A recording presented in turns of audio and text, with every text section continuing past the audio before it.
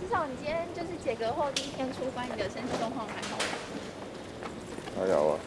那就是现在获得无敌星星之后，有没有觉得身体跟之前有什么不一样的地方？还是会咳嗽啊。那出来前有再验一次吗？没有嘞。像今天第一天上班的心情怎么样？好像有一点忧郁。不会啊，他。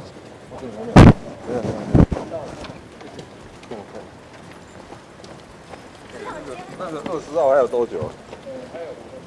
还有分钟，我操！那家人现在状况还好吗？我很好。市长，那现在就是出关之后有没有说要去看课吗？找时间了。他妈目前状况还好。现在是还好的。那还是有点担心。怎么会想说没有搭这个公务车，要搭公车上班？正常就好了。搭公车还是比较习惯。不用，正常就好了。像刚刚咳嗽还有点不舒服，对不对？还好啦，这个你没事也会咳嗽啊。现在剩下的症状就是咳嗽而已吗？还有别的症状？就咳嗽啊，鼻塞还好了，鼻塞。那第一天上工就要去这个备勤，会不会觉得比较累，还是比较紧张？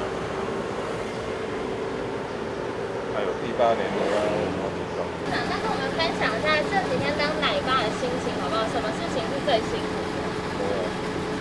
有照顾什么部分吗？三餐吗？还是有什么地方辛苦？对啊，三餐都有人送来的。是外送吗？外送。就是哪要自己去外面领外送，再分给小朋友。没有啦，简单的，放在门口放在哪？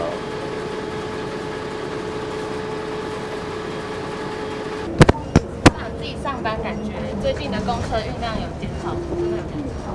那一半的剩下50%而已，而且我发现只要一停课，那个音量会下很低。那下礼拜准备要再恢复上课的话，都会担心。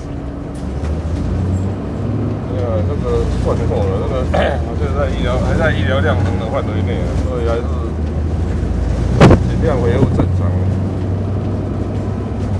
正常就好，正常就好。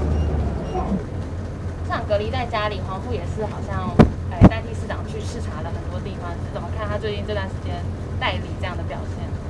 他本来就没问题啊，他这个没有，他本来就议员做了5届嘛。然后又有副市长实际运作没问题的，他本来就没问题。市政上面他会非常熟，这个我跟你讲，那个市政府很庞大的机构，要搞清楚没那么容易。